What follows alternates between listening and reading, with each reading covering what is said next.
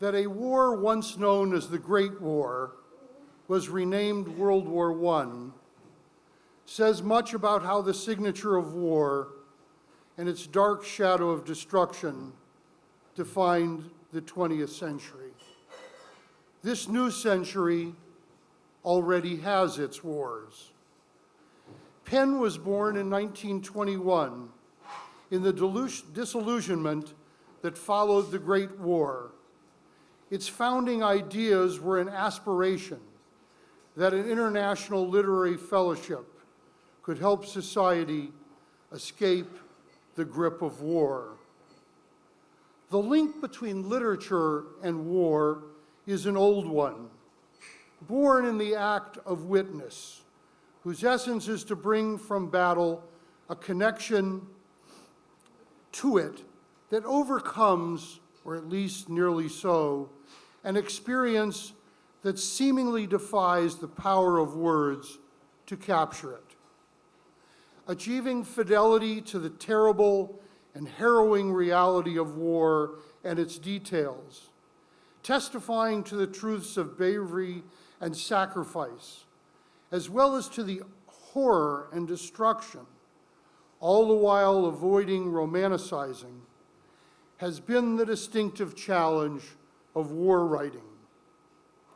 Whether in reportage, novels, or memoirs, whether by soldier writers or observers, the task remains.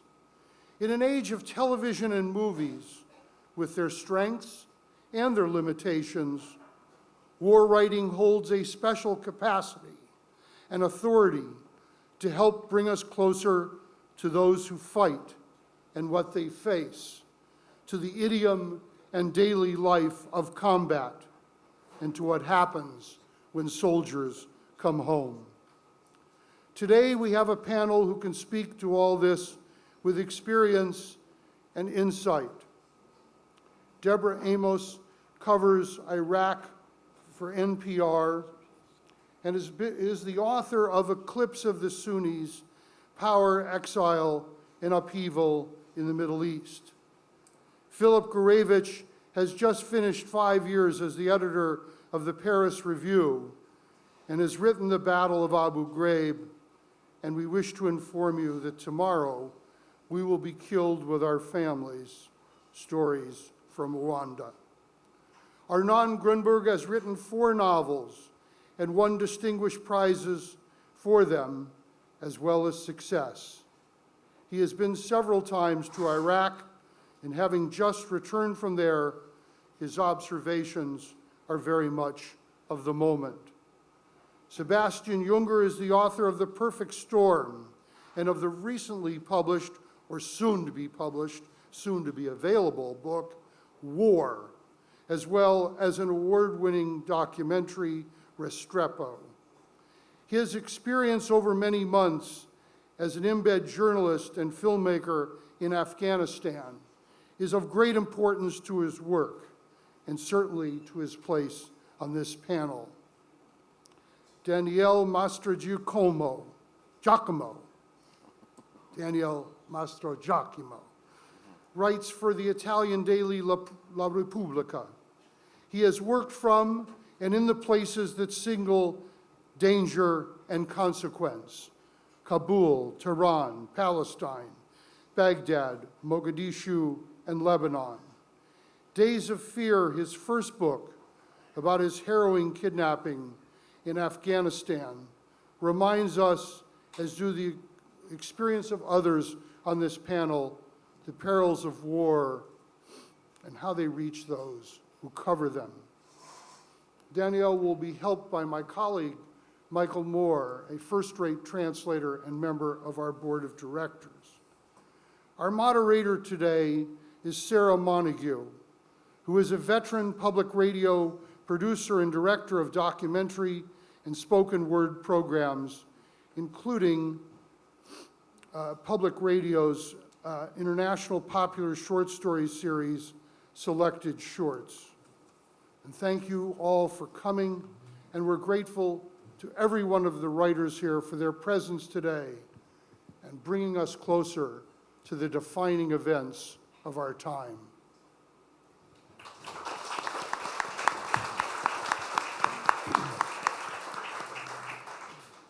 Thank you very much, Stephen. As you heard from his brief introductions, these are writers who offer very different experiences and perspectives on an enormous topic, so we thought we would look at some broad areas that allowed each of them to address issues from a unique vantage point. And we're going to start with the most obvious question, which is what impels you to write about war or its aftermath? This is something that often shows us at our very worst. Deborah, can I ask you to start? You've been covering war-torn regions for years. What impelled you to this topic? I think you also can argue that it shows people at their very best. It's the extremes that compels you to write about it. I didn't really start out to be a war correspondent, and by the time I got to Iraq, I thought I was coming to cover something not war, that this was the end of the Saddam regime, and I got caught up in covering this as a war story. And as time went on, it became clear to me that there was an aftermath to be written about that people were ignoring so much so that I realized it became a throwaway line in a play I saw recently on journalism and war. Donald Margulies's play, When Time Stands Still, there is a line that the reporter says, "I've done a story about Iraqi refugees and my editor has sat on it for months." And I thought, yeah, that is what happened to that story, and it's now a throwaway line in a play. I think that I'm attracted to it because of the extremes of human behavior, and because I think that people need to be a witness to war. Thank you. Sebastian, you have entered into the extremes in a very physical and immediate way by being an embedded reporter in Afghanistan. Can you tell us a little bit about what drew you to the subject? Could I tell you a little bit about what? What drew you to the subject? Why you felt you wanted to go and cover not only the war, but the war in that particular way? I mean, just sort of generally, there are always victims in war, and I think journalists feel compelled to bring the stories of those victims to light so that the world might make decisions about how to help them, just as a sort of general idea, speaking for the press corps in general. But in particular, I was with a platoon, 30 men, a platoon of American soldiers in the Korangal Valley of eastern Afghanistan. The U.S. military just pulled out of there a couple of weeks ago. I was at a very remote outpost called Restrepo.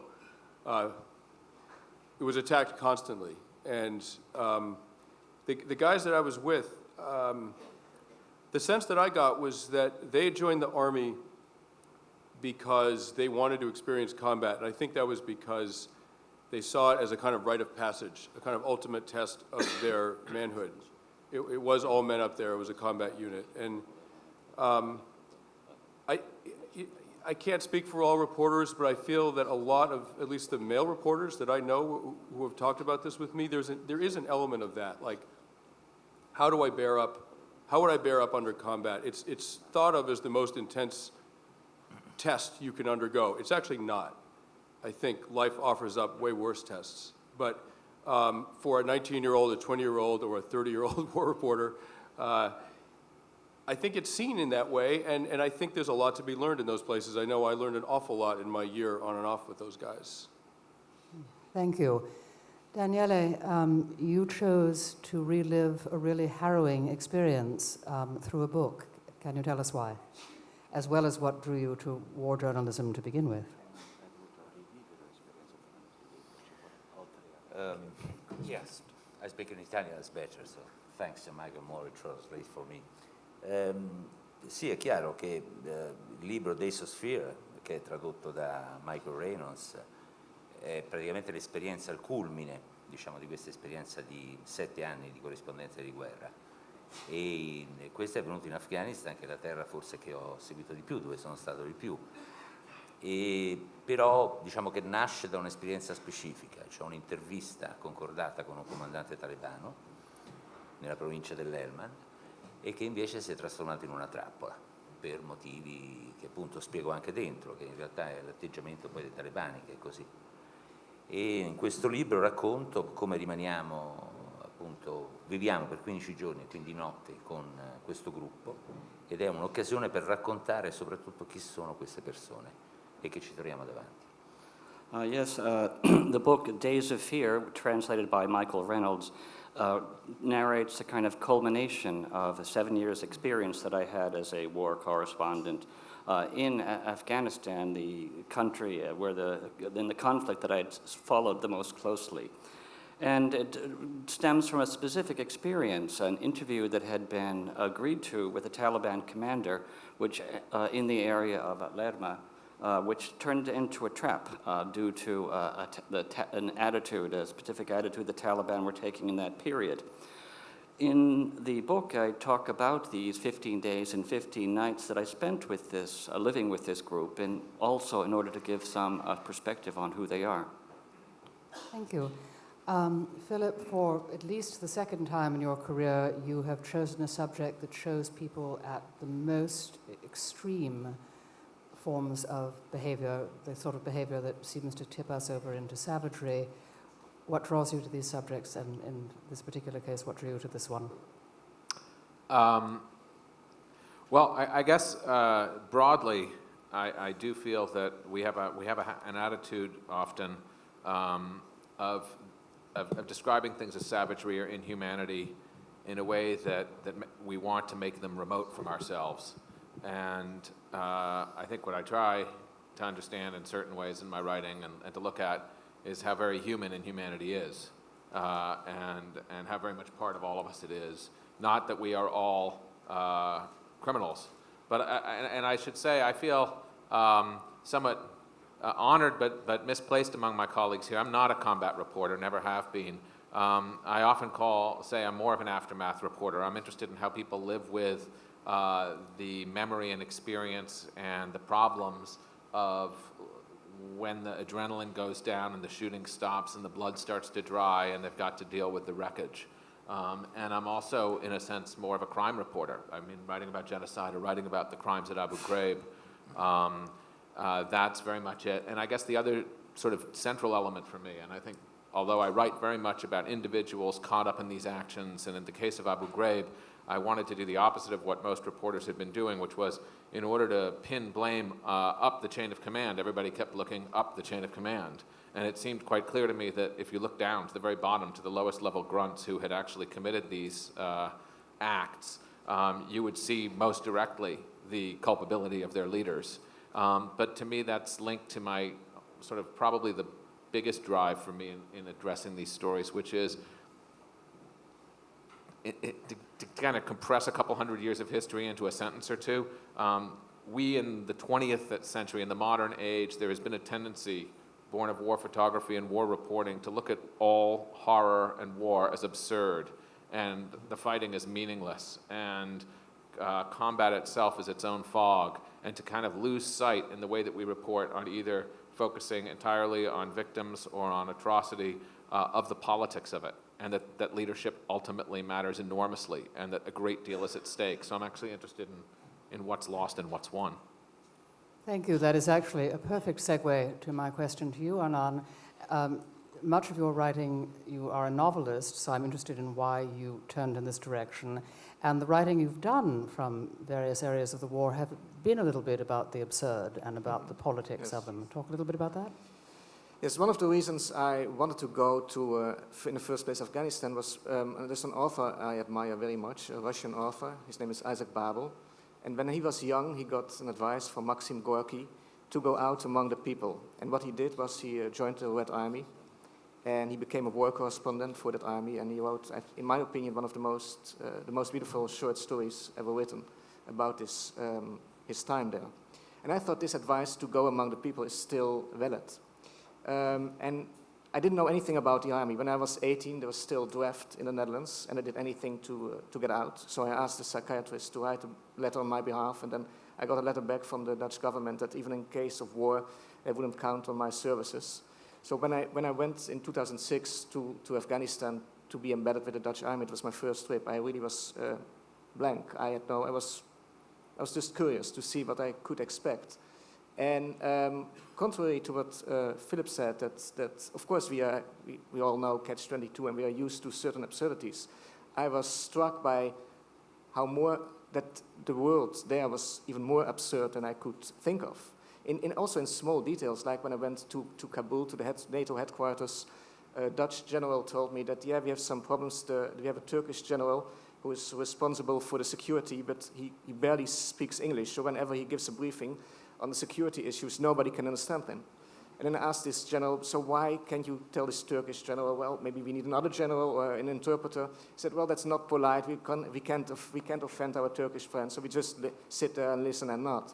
And this is just a small example of the absurdities. And of course, it's not, I understand why you point out, I think I understand why you point out these absurdities, because the risk is that you just see absurdities and at the end, there's no clear distinction anymore between victim and culprit. But sometimes it's hard to say when you go, and also when you go out with these soldiers, that when you embed it, and I think Sebastian maybe will have the same experience, you automatically identify with the soldiers. Whereas when you are with civilians and you see the checkpoint, you identify with the civilians. So it depends on whose side you're embedded, and that's the side you take automatically. And of course, when you do the writing, you try to correct it. But the absurdities are so, for me, they were almost impossible to ignore.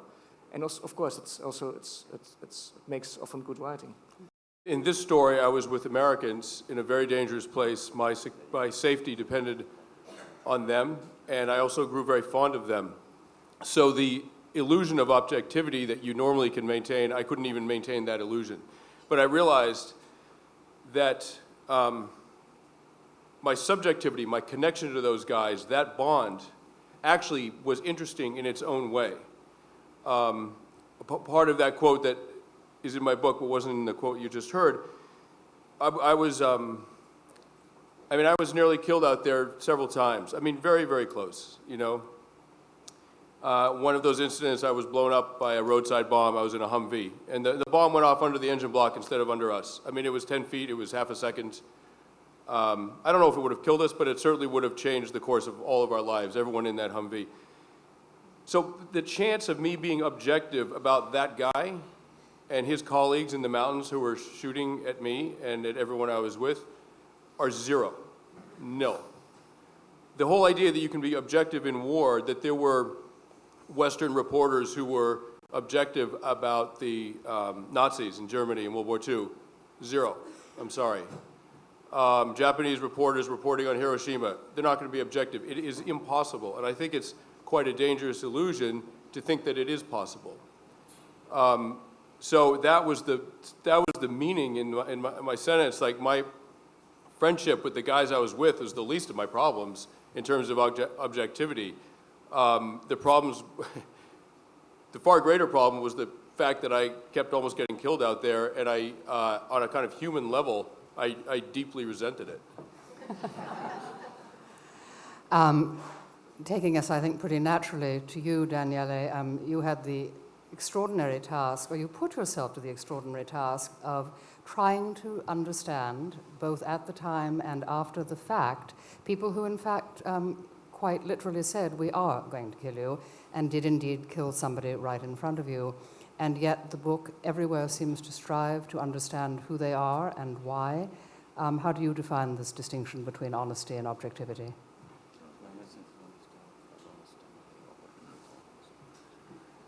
È molto difficile, ovviamente, però il rischio nel mio caso, io ovviamente sono andato nel sud e ho scelto, come spesso ho fatto in Afghanistan e anche in Iraq, di non andare embedded, quindi non sono andato con i soldati. E la scelta proprio di andare lì dai talebani nel sud e di fare questa intervista con il comandante era anche per vedere da vicino chi fossero e come si comportassero. E al di là del fatto che poi ci hanno arrestato e sequestrato, a me insieme a altri, l'autista e l'interprete, ho avuto modo proprio di vedere, stando giorno e notte, parlando con loro, girando, non chiuso in un buco, ma girando dappertutto, e spesso anche combattendo, perché loro combattevano a volte, e quindi è chiaro che mi sono reso conto poi nei discorsi che facevano effettivamente chi erano. Quindi a quel punto, diciamo, tu hai la capacità proprio oggettiva di raccontare chi fossero queste persone. E così è stato. Poi il fatto che loro abbiano ammazzato sotto i miei occhi, i nostri occhi, i miei di Ashmal, il nostro autista, e ci tenessero sempre legati e quindi ci minacciassero in continuazione, era perché eravamo dei prigionieri, ovvio.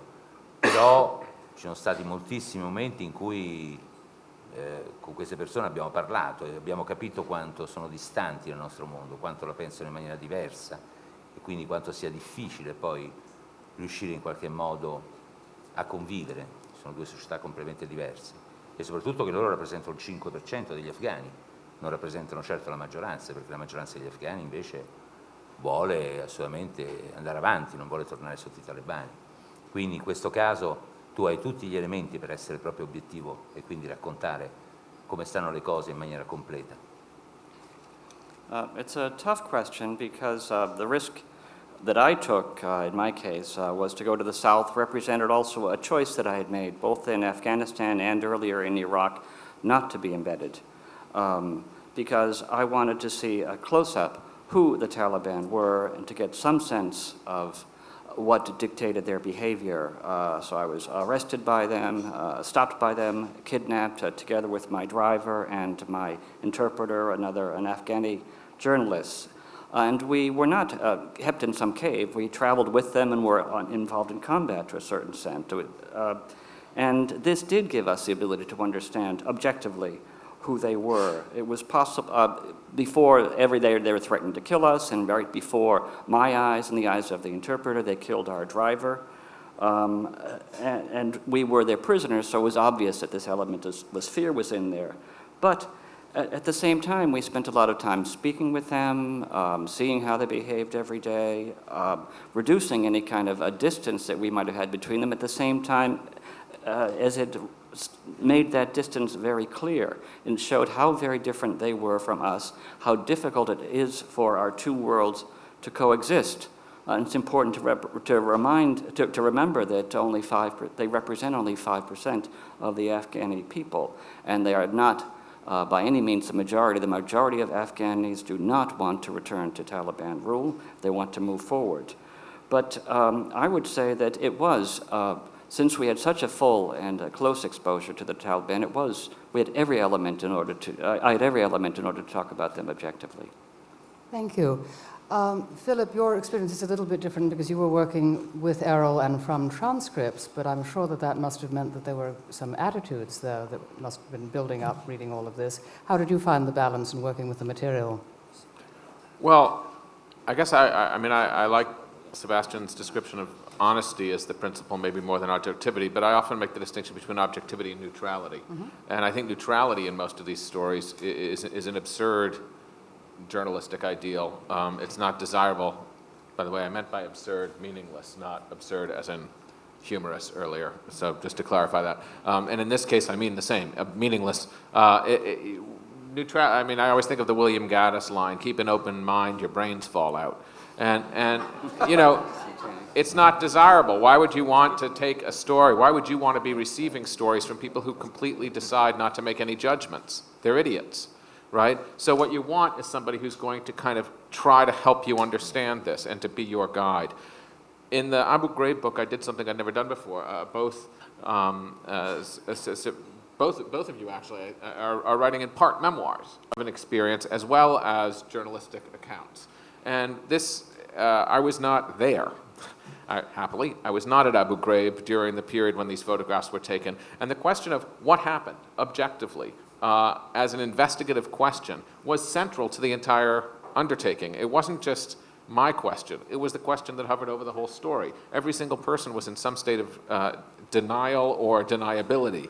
Everybody was lying, and you knew that, and so you can start to assess lies. You also had a photographic record, and you had a lot of investigations that had been done. And Errol Morris, the filmmaker, had done all these interviews. I had more than 1 million words of transcripts from all of these different people who were in each of these incidents. And so reconstructing those and trying to simultaneously show humanly what it was like for these soldiers as a unit going into this experience, but also how memory works, how the distancing factor by which people remove themselves from experiences that they're having that they're not really liking, like being prison guards at Abu Ghraib, how the picture taking was many things, how extraordinary it is that none of us had bothered to ask the people who'd taken the pictures and what, in fact, they thought they were doing.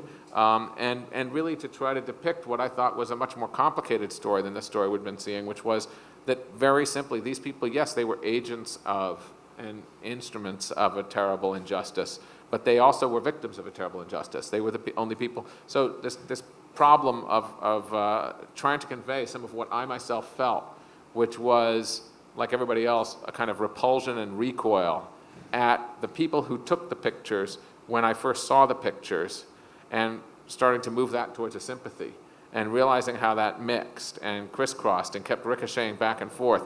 I can tell you there's a lot of resistance to that, even now. People really, really, really want to hate these soldiers. They do not want to like the bad apples, right, left, center, never mind the politics of it. There's a tremendous confusion of the act of taking the act of depiction with the thing depicted. And that was a lot of what got really interesting, and all of these questions just collide in there. So your job is just to tell the story. I always think one of the other journalistic mistakes is to sort of say that our job is to help simplify things so people can understand them. I think our job is to help complicate them so they seem real, or are real. Thank you. Arnon? What do you think? Your dispatches have that way of kind of lining up completely disconnected sets of facts, all of them happening at the same time. Is that your way of dealing with the honesty-objectivity balance? Yes, I think I agree. There's this sentence by the German philosopher Walter Benjamin who said neutrality is taking the perspective from the gods.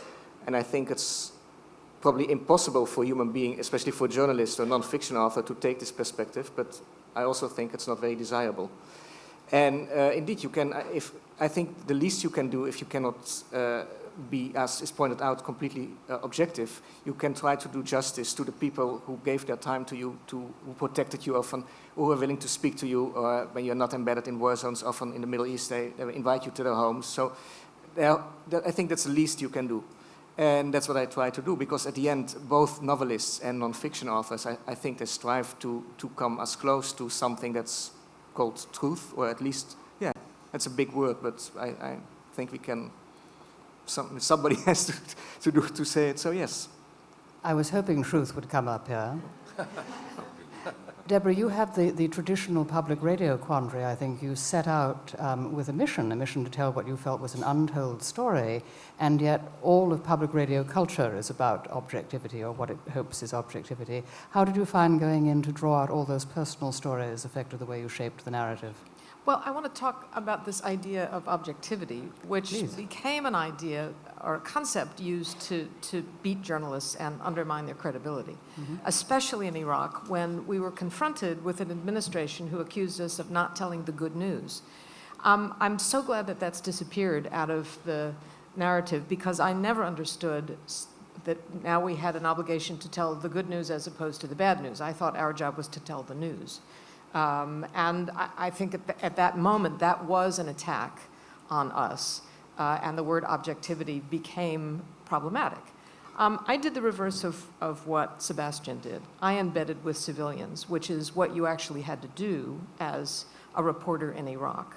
And also in the reverse, when you embed with soldiers, you feel that they are responsible for your life. When you embed with civilians, you're responsible for their lives.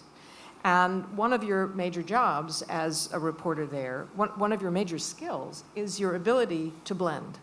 You risk people's lives if you look like an American. You walk out of the bureau with your driver, your translators, everybody you work with. Their lives depend on your ability to not look like who you are. And you take that very seriously. And when you start thinking about what that means emotionally as you're reporting any story, Sebastian, you're right, objectivity, no.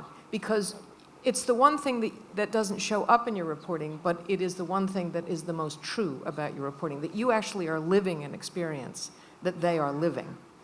And so you do understand what it's like to be them. It's hard to convey it, but it's part of the shape of what you end up reporting, and it's probably the reason that I ended up reporting what I did, this untold story. I would like to think it's in an objective, probably more a truthful way about civilians. because of that embedding experience. I think only in war corresponding do you have that kind of relationship with civilians. In any other story, I can't imagine it. I can't imagine being that close to people. But it does make you ask a lot of questions about objectivity. I suppose my way of dealing with it is saying that it was used as a weapon against us, rather than a concept of where journalism should be. Thank you. Something that seems to be implicit in all your answers is that an enormous amount of trust is involved in this sort of reporting. In addition to managing your own attitudes and emotions, how did you gain the trust of people who were sometimes the enemy, sometimes extraordinarily fearful, from cultures a little bit unknowable, accused in some way? And related to that, do you feel that part of your job, and that seems very much to have been your answer here, Deborah, is in fact to facilitate the telling of stories people cannot always tell themselves, or to facilitate their ability to tell them? Ivan, if you could just talk a little bit about the process in your book, Philip, about how that worked.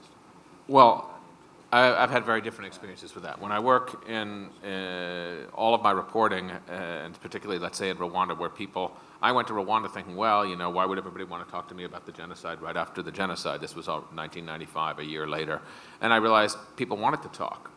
People wanted their stories, yes, to be known, but they also wanted to kind of reassert some kind of sanity over what had happened by talking. But you build the trust in a lot of different ways. You build different kinds of trust with different kinds of people.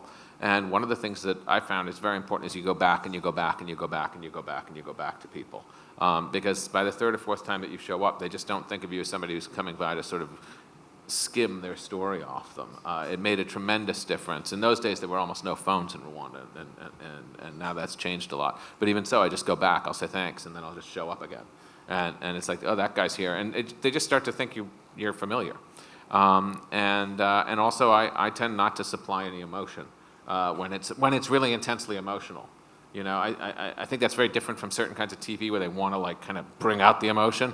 But I realize that in some situations, one of the things that you can offer is that you're an outsider, and it's a place where to talk about your story to anybody else from your community is to kind of burden them with their own experience, or it's kind of they're going through it too, and here you're a little bit outside that.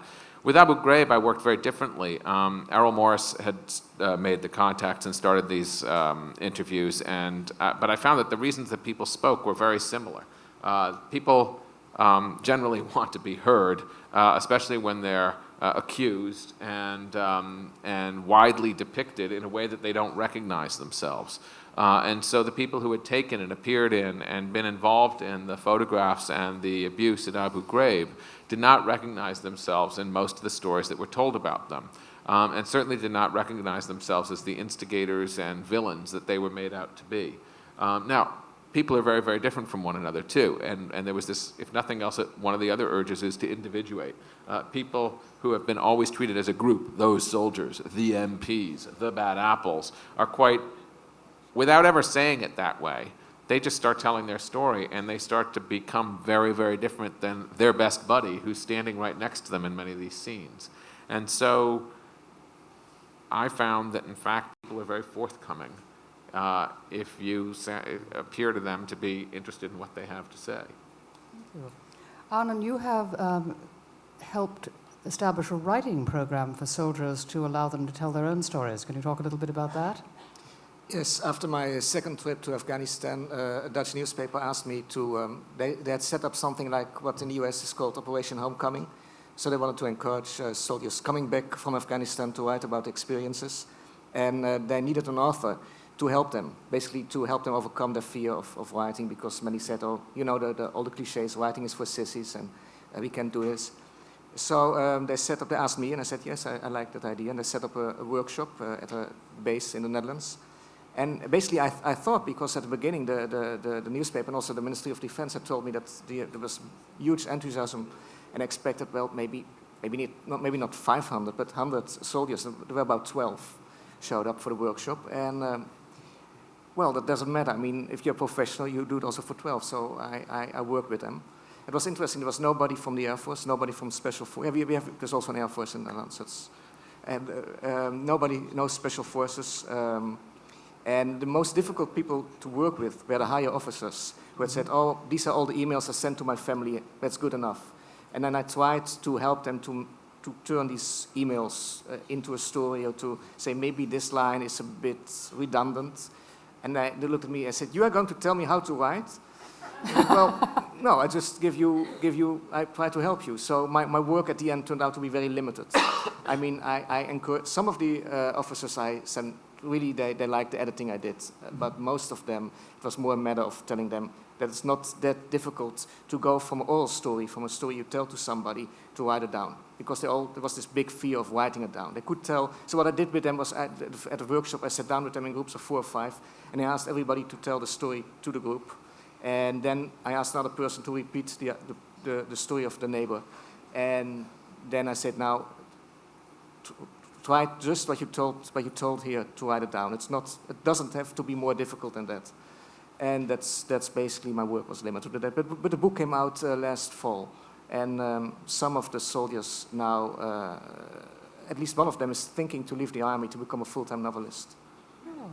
I'm not sure if this is a good idea, but he seriously thinks about it, yes.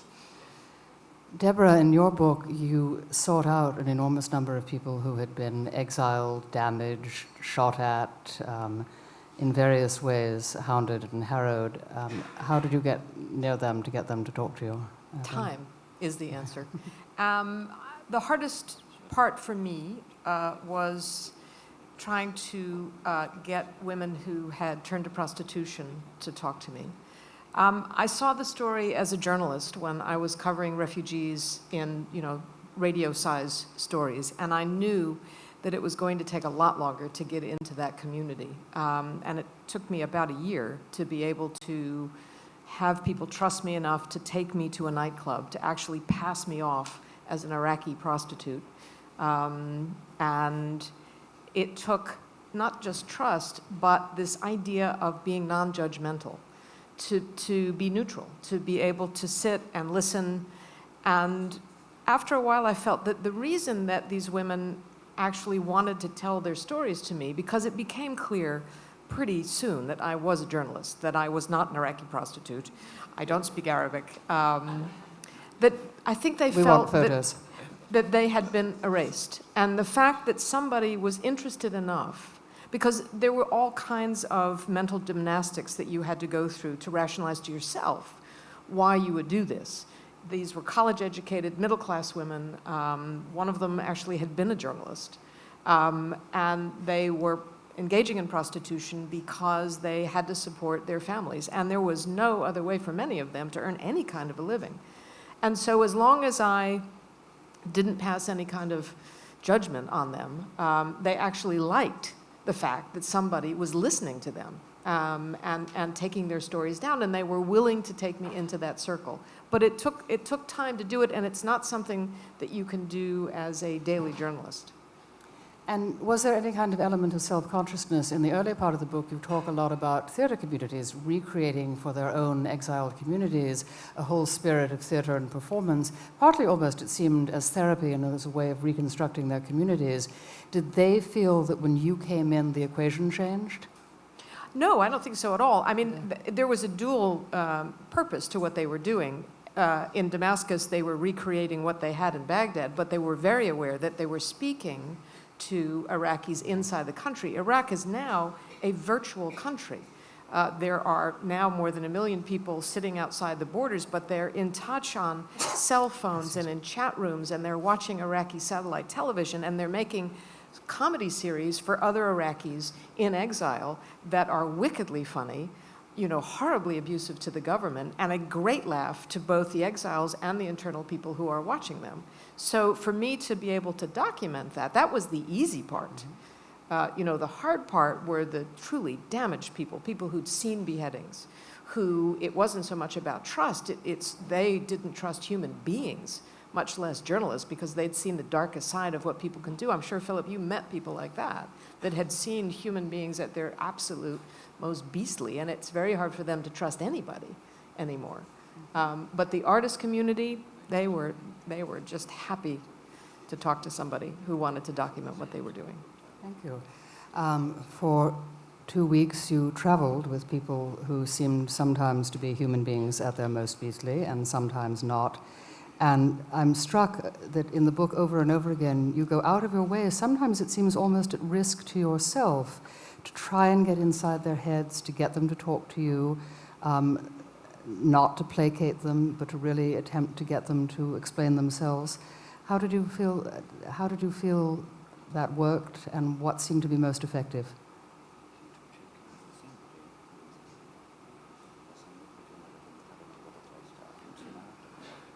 Beh, naturalmente cercavo soprattutto di sopravvivere perché mi trovavo in una situazione diversa, però con loro ho impostato sempre delle regole precise. Loro erano molto più giovani, io ho la mia barba bianca, mi ero vestito con il vestito tradizionale per rispetto, quindi come dire, come uso sempre, poi quando vado in queste situazioni, voglio dire, di guerra, uno si adatta molto, quindi dipende molto dall'approccio che uno ha nei confronti delle persone, perché poi le persone ti possono vedere molto estraneo o ti possono vedere invece vicino.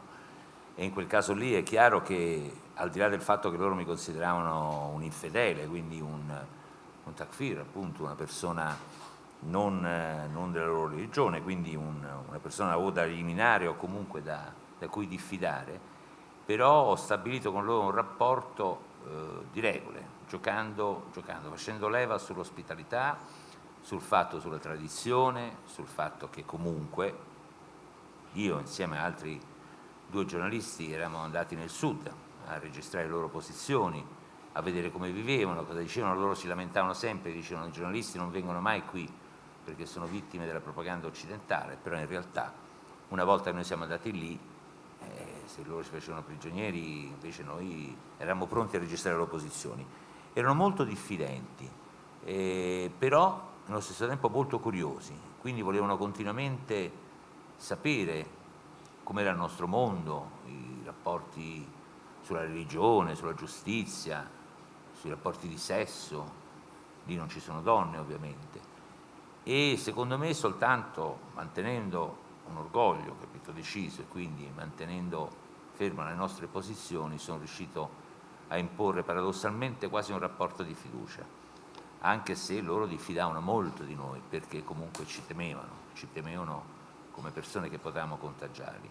Ma questo accade spesso con le persone. Io penso che quindi la fiducia tu te la conquisti soltanto quando tu hai l'approccio giusto con le persone, quando capisci veramente il paese, le tradizioni, e arrivi veramente integrati con loro. Allora a quel punto con le persone in genere riescono ad aprirsi e raccontarti i tuoi fatti. The primary thing, of course, was assuring my own survival. But in terms of the relationship that I created with them, it was a relationship based upon very clear-cut rules. They were much younger than me. I had a white beard. I was wearing traditional dress. I was trying to adapt to the situation, something that you always try to do in a wartime situation. I think that the trust that you can gain depends upon the approach that you take to people, whether you want to be close to them or far away from them. For them, I was an infidel, a takfir, clearly, and someone who therefore should be eliminated or at the very least distrustful. So I did impose our relationship on the basis of rules, the rules of hospitality, the rules to which they were bound by their own traditions. The fact that I had gone with 2 other people down to the south was interesting to them. In order to record their positions, they claimed constantly that no one was interested in what they thought. And instead, what happens, we go down there in order to register, to record the positions of the Taliban in the south, and they take us prisoner. They felt that they were victims of Western propaganda, but they did see us as people who could record their positions, but nevertheless, there was this huge distrust combined with curiosity. They wanted to know all about our world. They wanted to know about our religion. They wanted to know about our justice system. They wanted to know about what relationships were like between the sexes. Down there were no women. And so I sort of called on their own sense of pride in establishing a kind of a paradoxical relationship of trust with them, because they also feared us. They were afraid of being contaminated by us. And I think that if you do take the right approach, based upon knowledge of the other's culture, the other's traditions, and you integrate yourself into them, not only in cases like this, but in all cases, then I think that you can win at least a degree of trust. Thank you. At one point in your captivity, one of the leaders attempted to convert you to Islam. Did you feel that that was a sign of trust, or was it just a tactical approach?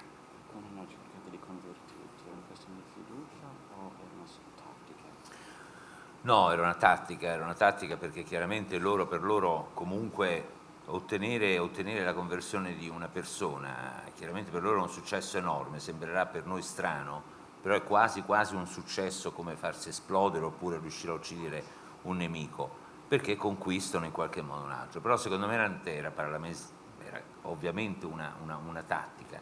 E loro hanno cercato, in qualche modo, lo racconto poi in un capitolo, in cui hanno detto sarebbe bello se tu ti convertissi, se riuscissi a convertirti, lo comunicherei subito ai nostri capi che stanno in Pakistan, che stanno nella Shura di Quetta, che sono il consil praticamente dei talebani, loro sarebbero felicissimi e vi daremo la libertà. E allora io un po' li ho provocati, ho detto ci daresti la libertà, cioè ci manderesti via se io mi convertissi. Dico va bene, allora lo faccio, d'accordo, ci sto. E allora loro mi hanno detto, lui mi ha guardato, a un certo punto c'era uno dei comandanti, mi ha detto ma certo c'è un problema, e dice ma tu non sei circonciso? Io ho detto no, non sono circonciso, dice quindi è un'operazione che dobbiamo fare subito, la facciamo adesso con un coltello immediatamente così nel deserto in mezzo alla polvere, alle pulci, e perché io lì sono rimasto così, ho detto forse quello si può fare, certo sono rimasto un attimo così, poi ho detto ma forse è una cosa un po' seria, quindi bisognerebbe pensarci un po', però penso che fosse una tattica. I see that the Italian speakers are getting the best of this. I'll try not to expurgate it too much. This was clearly a tactic. I mean, for them to get someone else to convert would be a huge success, a big success. Something equivalent, for example, to exploding yourself as a suicide bomber, killing the enemy. It's a manner of conquering another person. And I talk all about this in one of the chapters of the book. If you are able to convert someone, it is a victory of sorts. And so I think that it was definitely a tactical on their part. And at one point, I did when they came to me saying, would you convert? And they tried to get me to convert, I kind of played along with it and said, okay, so let's say that I do convert. Does that mean that you would free me? And, they consulted with their commanders in Pakistan and trying to find out what to do. And then they realized that, there was a big problem, of course, that I wasn't circumcised. And, they conferred with each other very quickly, and they said, we'll have to take care of this immediately. We'll have to get out a knife. And at that point, I realized that they were taking this seriously. And the idea of, the combat knife in the middle of the desert, fleas every place, I thought it was something that I should maybe think twice about. So. Sometimes trust is just not worth it. Sebastian, how does the trust issue work for an embedded reporter? When you first go in, do they think of you as a tourist and you have to win their respect? Trust is an issue with soldiers. They're pretty skeptical about the press. I mean, I found that the commanders, the officers were very, very, at least the ones I dealt with, were very, very fair-minded people and pretty much trusted me to be honest about what I was seeing and to write honestly about it. The soldiers didn't feel that way so much. And so when you first meet them, they're nice enough guys, but they were just they're kind of overly polite. Yes, sir, no, sir, I'm just here for my country, sir, that kind of thing. And it really is pretty useless, journalistically useless, and I don't think it's that honest. But what I did was I went back over and over again to the same platoon, the same 30 men at this remote base. So by the second or third trip, I'd been in a huge amount of combat with them. I was doing everything that they were doing. I mean, I ate MREs, I slept where they slept. There was you have to understand this outpost Restrepo was a 2-hour walk from the main base, which was already tiny. There was no running water, there was no internet, there was no phone, there was no hot food. For a while, they were just sleeping on the ground in the dirt. They were, crawling with fleas. Everyone wore flea collars. Eventually they built some plywood shelters. Sometimes the outpost was attacked 3 or 4 times a day. I went on every patrol with them.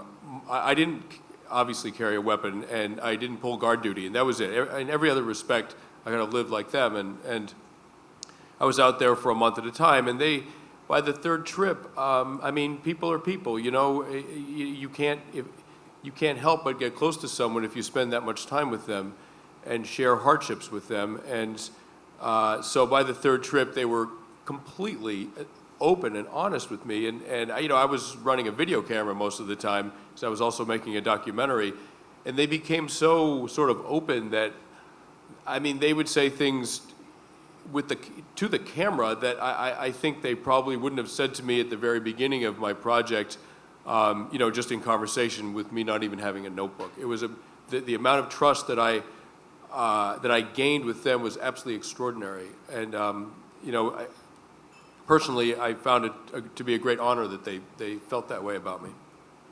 Thank you. In the book, a lot of the way you recount this is a series of scenarios and action sequences, so we're very much inside the action. In the film, there seemed to be more formal moments when you were talking to them about depression and the things that they remembered specifically. Did you feel that that very sense of trust you built up in combat helped you when you got to things that were more formal and where you were asking them to position their imaginations a little less accidentally? Absolutely. After the deployment, they went back to Vicenza, Italy, where they're based, and I followed them back there. I was about 4 months later. And combat requires a lot of denial, emotional denial. And so even as honest and open as they were, as they came to be with me, if I asked one of them out there, do you get scared? You know, he's not going to want to answer that honestly. He doesn't want to have that conversation with himself. I mean, they don't want to get in touch with their fear, you know? If you ask that question later, 4 months after the deployment, when everyone's home, then you can start to get some interesting answers. So my partner and I set up these, quote, formal interviews. They were in a room, you know, on the base in Vicenza with camera and lights and sound, and we conducted a series of interviews with about 8 guys, and they were almost became a form of therapy. I mean, the emotions that were coming out that could not have come out at the time on that hilltop, that were able to come out, both on their part and frankly on my part and Tim's part, those emotions were incredibly powerful. The cameras were very tightly framed on the shot was very tightly framed on their face. And for all of the combat footage we got, for all of the dramatic footage, I would say that probably the most powerful and affecting images we got were those very close-up shots of their faces while they struggled with their memories of the deployment. The human face is incredibly moving and incredibly expressive, and ironically, in a room on a military base in Italy, we probably got our most powerful and affecting material. Thank you. How, for those of you who have been in situations where this happens, how do you deal with fear? Sebastian, you were in combat. Daniele, of course, you were in fear of your life. Deborah, you've been reporting for years where places where the street blows up all the time, and you also, Arnon. How do you deal with fear? Anyone? I think as a young reporter, I've thought about this a lot. It's a lack of imagination that propels you through. I remember in '92, there was an NPR correspondent who was paralyzed because he knew that fuel air explosions had arrived in the theater, and he could imagine having the air sucked out of his lungs, and he couldn't leave the hotel room. I couldn't imagine that at all. And so I had no problem leaving the hotel room. I think as you get older in this business, you really can imagine what can happen to you, and because you've seen it. I think certainly in Iraq, the male correspondents could imagine themselves in orange jumpsuits with a big man with a sword behind them. We were spared that. But I do find that the longer I do it, the more I do have to grapple with being afraid because I can imagine what happens. Someone? I remember I went out on a mission with a unit, and before we went out, the major told me, he said, well, if something happens, it was just not our lucky day. It's inshallah. And it's a trite remark maybe, but at that moment, it really felt like it helped to take away the fear. It's inshallah. It was, if something happens, it's just not our lucky day. We went out, we left the vehicle, and he said, oh, I don't take my rifle because what we can expect is a suicide bomber, and if something happens, if we encounter a suicide bomber, a rifle won't help us. So when you are with the army, it feels like it's out of your hand, and that takes away a lot of the fear. It feels really like it's a casino, and if something happens, it's just not a lucky day. You can count the odds and think, well, I guess it will be my lucky day. But remember when I was unembedded, or embedded, as you say, with civilians, and then you are, as you know, you're dependent on fixers, and there are all kinds of layers between you and reality. And I was waiting in my hotel in Baghdad for the fixer to show up, and then another man showed up, and he said, yes, I'm the brother of the fixer, I'm much better, you can come with me. And I thought, okay, well, I'll go with him. And then I was sitting in the car, and I thought to myself, this is a big mistake. I'm just going away with some guy who told me he's the brother of the fixer, and he's much better. And that was a much more powerful moment of fear than I ever encountered being embedded with the army, or being with soldiers around you, because at least that's my experience. Then you really have the feeling it's out of your hand. Maybe Sebastian has a different experience, but I felt if something happens, it happens to all of us. It's not my own mistake. And that's, I think, the fact that you can think, oh, I made a mistake, is something that triggers the fear. Thank you. Sebastian? Well, I mean, there's two different issues, I think. There's dread at the prospect of something happening that hasn't happened yet, but your imagination about it is quite awful. And there's the fear that you experience while something bad is happening. I found the dread of what might happen later today or tomorrow or next week way, way worse, way more tormenting than the experience I had in the middle of combat. The human body, the human mind is designed to survive and to function in critical situations. And I mean, when I was blown up, I mean, the bomb went off, it destroyed the Humvee, it started burning, we were trapped in it because they were shooting at us.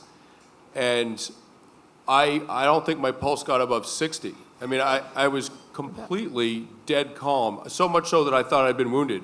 And I felt my way down my legs to make sure I was okay. I was kind of shocked at how little it affected me. And then later that night, it took about 6 hours. I was kind of high all day. And then about 6 hours later, I really crashed. And I was running the video. I happened, by pure coincidence, to be running the video camera when the bomb went off. So I have this extraordinary footage of what it's like to be in a Humvee when you're blown up. And I almost could not bring myself to watch the footage. When I watched that footage, my heart rate sped up and I started shaking. And watching the footage was way more frightening than the experience itself. So fear is a very, very complicated thing. And every soldier, and I think every journalist, has their own relationship to it.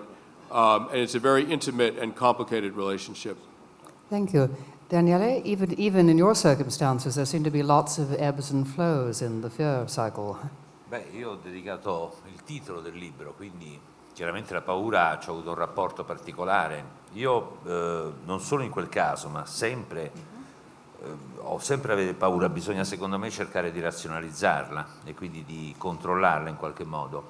Nel caso dei talebani ho avuto 2 o 3 momenti di vero panico e quindi cercavo ripetutamente di non farmi prendere dal panico per cercare di controllare la situazione, difendere soprattutto i miei 2 amici quando ci picchiavano, quando ci minacciavano con i coltelli che ci volevano uccidere, e ovviamente quando poi è stato sgozzato il nostro autista, e lì ovviamente il panico è sopravvenuto, però in qualche modo ci rendevamo conto, io sapevo che era un modo, se controllavo era un modo di sopravvivere, perché se mi facevo prendere dal panico non sarei sopravvissuto. Io penso che avere paura è normale e lo hai sempre, spesso ti salva la vita, perché attraverso la paura tu riesci anche a fare delle scelte in un modo o in un altro.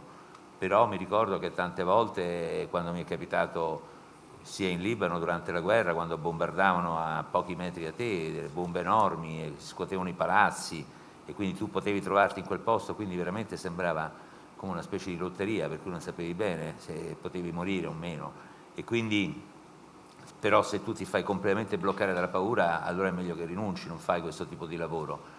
Però la paura è sempre importante averla, perché è quella che veramente ti salva e ti fa fare le scelte giuste e impedisce a te e agli altri che sono con te di rimanere uccisi e quindi di fare delle scelte sbagliate. Well, even for the title of my book, The Days of Fear, I mean, fear was a constant in this. And not only in this circumstance, but in any, I think that when you are confronted by fear, you have to rationalize it. You have to try to control it. In the case of my dealings with the Taliban, there were like 2 or 3 moments where I was completely overcome by a genuine sense of panic. And I had to try to control it to save my life, but also to save the lives of the other 2 men who were with me. And I find, for example, when the panic that overcame when they would start beating us, when they would threaten us with knives, and especially when they cut our driver's throat right in front of us. I mean, these were terrible moments, but I had to get some kind of control over my emotions in order to survive. And I think that this is a good thing, actually, to have fear, to be afraid, because being afraid, it's normal, first of all, and it leads you to want to save your life, and it forces you to make some important decisions. When I was in Lebanon, I remember, and these huge bombs were falling all around us, just 2 or 3 meters away, it seemed, and buildings were crumbling. You sort of felt like you were in the midst of some kind of horrible lottery, which where your life hung in the balance. So I think in that sense that fear is something, however, that also can save you. It forces you to make choices that will prevent you and the people that you're with from meeting a terrible end. Thank you. We've been talking about this work primarily from the perspective of journalism and reportage and societal impact, but war writing is a literary genre, and Daniele, your work has been compared to that of Joseph Conrad, and Sebastian, frequently you turn from describing the firepower of automatic weapons to talking about things like the pewter sky or the patient agonies of livestock. This is fine writing. Deborah, your book is full of vivid descriptions, and Philip, yours unfolds cinematically, and there's that absurdist side to your work. Are you conscious of this as a literary genre, of a very old one, in fact, and how does that affect some of your choices as writers? Anyone? I love language, I love writing, and anything I would write about, war or anything else, I would try to use the most powerful and affecting language I can conjure up. So to me, that is what my job is, whether I'm writing a magazine article or a book about war or anything else. Thank you. Philip? I guess I'm not so much thinking about any particular tradition as really trying, as Sebastian says, you're there with this material and you're trying to serve it. You're trying to make it as, to convey its scope, its emotion, its ideas, its complexity, its frustrations, all that it contains as vividly and as intensely and as immediately as possible. And you use everything you've got in your arsenal. And I mean, as I said, I'm not a combat reporter, so I'm not going to speak about that kind of fear very much, though I've been in some binds out there. But I actually think that there's another fear that you have, or there's a kind of more like with a dread. The thing that really sticks with me sometimes is, in these really confusing stories, have I got it right? Mm-hmm. You know, this kind of anxiety that is actually a kind of abiding fear, which is, this is where I'm going to take my stand. The soldiers and other people are taking their stand somewhere else. My stand is going to be actually rendering this account. And for that, you want to bring all your firepower to those sentences and to that stuff. And I don't think about it as any different as a genre than something else. I think about measuring it out and telling the story as, in many ways, with the Abu Ghraib book in particular, I was really, really fascinated by the voices of the soldiers. These were voices that had literally not been heard. And I was very interested in trying to give the flavor of their language without submitting to it, obviously, because I feel like I can tell the story better, and I certainly wasn't going to tell it in a million words of transcript. And to compress that and bring that out, but to kind of represent, in a sense, the sound of those voices. Thank you. Deborah? Not aware of a tradition, but I knew I was up against a couple of handicaps. It is said that nobody buys Middle East books. Nobody wants to read another book about Iraq. And the general perception is, isn't it true they've been killing themselves for thousands of years? Why do I need to understand what's going on there? And so I wanted to write a narrative account. I wanted you to understand that these were people like you who had the same values and the same aspirations, so that you could imagine what you might do if you were in a similar situation. So I felt that to be true to the material, I had to write it in as narrative, as novelistic, cinematic way as I could, because I just wanted to pull people in, because I thought, you have not paid attention to this part of the war. You don't even know who these people are.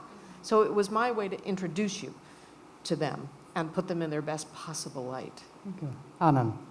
Yeah, I think you are very much aware of the tradition. I mean, also as a novelist, you don't think, oh, I'm going to write in the tradition of a forgotten 18th century novelist from France. You think, I'm going to write in the tradition of Flaubert, Stendhal, Balzac, Goethe. Whether you live up to it or not, it's a different question. So you want to be part of the tradition, and you think of the tradition. And I very much thought of, I mentioned Babel already and a few other authors, yes. Thank you. Over here. Yes, sì, secondo me, rispetto a quella frase prima, secondo me questo è molto diverso, è il primo libro, quindi è molto diverso scrivere un libro, secondo me, da quello che uno racconta in un reportage, quindi per un giornale c'è lo spazio diverso, la tecnica diversa, però è il mio stesso modo di scrivere. Io scrivo così anche per il giornale, quindi scrivo per immagini, quindi racconto, vi cerco, vi catturo, vi trasporto con me in quell'ambiente, vi racconto dove siamo, vi racconto per immagini tutto ciò che ci circonda, e quindi in qualche modo cerco proprio di farvi come trasportarmi in un film, però racconto la realtà, quindi non invento, perché vi racconto esattamente quello che vedo, però ve lo faccio vivere in modo che così voi riusciate, quando mi leggete o su un servizio o nello stesso libro, vi sembra proprio di stare lì con me, quindi vi racconto come se foste veramente immersi in quell'ambiente. Questo secondo me è il mio modo di scrivere, il mio modo che mi caratterizza, e forse il mio modo che la gente, i miei lettori da 30 anni mi conoscono per questo, forse. Well, I mean, there's a difference between writing for a newspaper and then writing these same stories in a book, just questions of space, for example. Although I do still write the same way. I try to communicate via images. I try to really capture the attention of the reader. I try to transport it, to take the reader along this journey with me and see everything that is sort of surrounding these events. So it's, in a certain sense, it's almost like being plunged into a movie, but not inventing anything, just giving people a taste of reality. This is what to immerse the reader completely in the environment and to have them right there standing next to me as these things happen. This is one of my characteristics as a writer, and it's also something that I think that readers that I've had for more than 30 years have learned to expect from me. Thank you. I have only one more general question, and then we are going to open the floor up to questions from the audience. The famous war journalist Martha Gellhorn, in her memoir, The Face of War, said, "I belonged to a federation of Cassandras, my colleagues, the foreign correspondents whom I met at every disaster. If anyone listened to them, no one acted on their warnings. In the end, we became solitary stretcher bearers, trying to pull individuals free from the wreckage. For all the good our articles did, they might have been written in invisible ink." Do you feel that this harsh assessment still applies? Do you feel that your work has made or will make a difference? Sebastian. The first war that I covered was Bosnia, and it took an awfully long time, but the world, in the form of NATO, did eventually intervene and stop what the entire press corps there considered a bloodbath, possibly a genocide. Likewise, in Sierra Leone and Liberia, other wars I've covered, the world has intervened, and I think it's partly because the press was there to bring these horrors to light and force a kind of moral crisis on the part of Western governments. So I think it does work, it just doesn't always work. Arnon. Well, I think it's good to keep in mind that when you don't send your dispatch to the newspaper will appear anyhow. So if you think of yourself as too important, or if you, of course, as Philip said, you take sides one way or the other. But if you really think that you have to open up the eyes of the public, the danger is that you stop reporting about what's happening and you become a teacher. Daniele? Io penso che è molto cambiato oggi fare appunto corrispondente di guerra, non solo perché, voglio dire, c'è la rete, c'è internet, c'è il web, quindi la comunicazione è più veloce, più rapida e forse meno opportuna, però secondo me appunto se prima, grazie voglio dire al lavoro che hanno fatto tantissimi colleghi che spesso ci hanno rimesso anche la vita, sono state denunciate dei massacri terribili che sarebbero rimasti nascosti, come penso appunto a quello che è successo in Rwanda, quello che è successo in Bosnia. Però voglio dire, mi rendo conto che adesso seguire una guerra come quella in Afghanistan, per esempio, è una guerra in cui sì, si va insieme ai soldati, quindi si combatte, ma non si riesce poi a raccontare veramente le storie, perché ormai secondo me noi siamo diventati target, quindi siamo costretti o in qualche modo andare embedded e quindi seguire in qualche modo quello che fanno i soldati, oppure diventiamo vittime come è successo a me. David Rose, gli è successo la stessa cosa un anno e mezzo dopo, ad altri pure che sono andati a fare dei servizi, quindi è diventato più complicato secondo me fare oggi il corrispondente di guerra, e quindi bisogna forse ripensarlo in un modo diverso. I think that it's very different to be a war reporter today. I mean, yes, we have the internet, we have much faster communication, but still, we owe such a debt to our many, many colleagues, thanks to whom, many of whom paid with their lives in denouncing things that have happened in war, like the massacres in Rwanda, the massacres in Bosnia. But I think that it has become very, very difficult today to follow conflicts like the one in Afghanistan, where you are forced basically to travel embedded, because which doesn't really allow you to tell the story. And if you are not embedded, then if you're embedded, then there you are telling the story of the soldiers. And if you're not embedded, you end up becoming a victim, like I was, or like David Rhodes was. So I think that it is all of this has made it very, very difficult to be a war correspondent today, and we do have to rethink it. Philip. Does it make a difference? Maybe it does, but does it make the difference that one necessarily intends, and does one always have a clear intention about that? I mean, if on some level you may be taking sides, you may not be strictly objective, but you may also be trying to render like what you see, and to say, I came into this with no particular stake about it. I was trying to understand it. That's one way. Or I was trying to get to the bottom of this. When it became clear that there would be nobody from the high command put on trial for any of the crimes of torture and so forth that were committed by the Bush administration higher-ups and the military and civilian leadership in that war, I would have liked to think that maybe somebody would think to pardon Charles Grainer. Now there's an unpopular position, and I guarantee you that I would not expect most of my readers to come away thinking like that, but that's how I felt at a certain point. In other words, if you're going to be making scapegoats, you should be really reckoning with that, because it's been done in our name, and that's different. It's different when I'm writing about Rwanda or when I'm writing about the United States, let's say. This is very much our war versus other people's wars. In a place like Afghanistan, those two things are happening simultaneously and get very entangled, but aren't always the same war, even if they're fighting each other. What they're fighting about and what they're fighting for, those are very different things. And so I find that my objective is not to have, for the most part, an agenda. Here is what I would like to have happen, a strict activist. I would like to change the world in this way or that. I'd like to tell you what the world's like. And I think part of the story I'm telling about some of these crimes is that the world doesn't change anywhere near as readily as we might wish, just because our intentions are nice. Deborah. Well, I think as a young war correspondent, I actually thought that what we did mattered and that we had a positive effect. I've come to think that that is not correct. I do think that if we didn't report, it would be worse, which is the only reason to keep doing it. War is politics by another means, as Philip so rightly said. I know in Iraq there's so much that still is misunderstood, unreported, the failure of the surge, the number of exiles, the lack of democracy, the kleptocracy that's growing there. So I think that we are there because if we weren't, it would be worse. But I no longer think that we have a positive effect. Thank you. Complicated answers to a complicated subject. We'd like now to allow you to ask some of your own questions. The lights are going to come up. Please wait for a person with a microphone to make his way to you. And I would ask, because we do have very little time, that you make them simple, brief questions, not statements, and just tell us to whom you are directing them.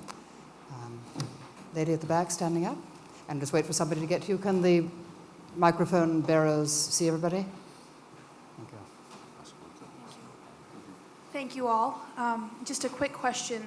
As we move into coming up on 10 years of war in Iraq, with no end in sight in Iraq or Afghanistan, what tips would you give to those of us who want to continue telling the stories whether they help or not, in a world where journalism is uncertain, where it may not be marketable? What would you suggest to make sure that the stories get out there? Are you a journalist? I am. Well, you know, there's plenty of outlets to tell the stories. Certainly more than when I started as a journalist. And I now see that more people than ever before have been covering the refugee story. In fact, in the New York Review of Books, the people who reviewed my book just wrote simply about refugees. That was the whole review. And I think that there are opportunities. Have you been to the Middle East?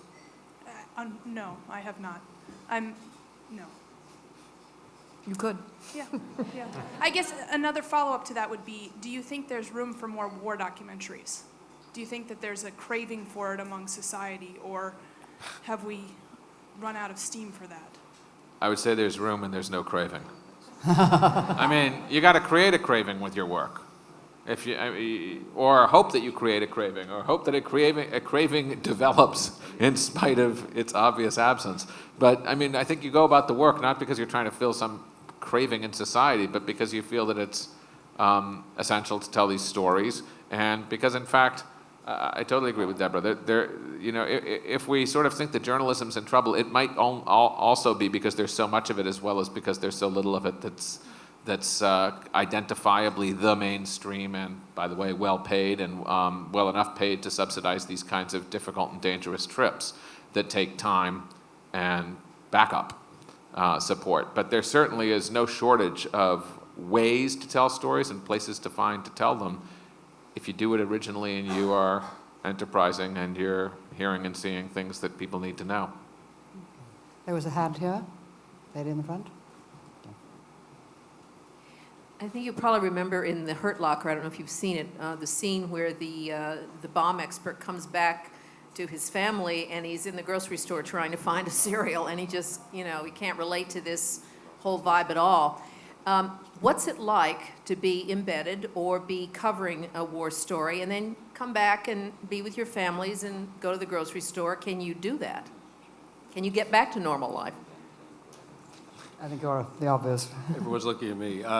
I found it quite hard to go back and forth from this platoon back home. I mean, whatever combat is, whatever unpleasant things it is, it's also quite simple. I mean, life is quite simple. It's very black and white. And that in itself is pretty compelling. And so, I mean, that, you know, The Hurt Locker is a Hollywood movie, and there's a certain amount of myth-making in Hollywood movies. But that guy portrayed in that movie was in his early 20s probably. And when you're in your early 20s, you're not finished yet. You're not finished forming yourself. And when you put guys who are that young, people who are that young, in a situation as intense, and I hate to put it this way, but in many ways as gratifying as combat, to ask them to leave it is, I mean, they have to leave it eventually, but it's a difficult process for them. I'm in my 40s. I have a full life back here. I know who I am. My identity is fully formed.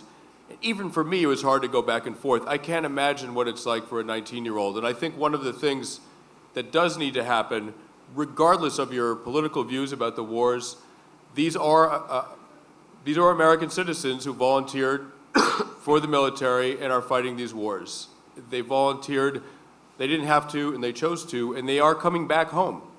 One way or another, at some point or another, they're coming back home, and we do have to engage with them. And one of the ways to do that is to really understand the emotional experience of combat for them without sort of overlaying it with our assumptions, civilian assumptions about it. It's a very, very weird thing to do, to be in combat, but it is understandable, and you have to ask these guys what it was like for them. I'm afraid that's all we have time for. We knew that this was going to be the tip of a very large iceberg. I want to thank our panelists for writing and speaking so eloquently about such ultimate things, and all of you for being an attentive and thoughtful audience. I am told to tell you two things.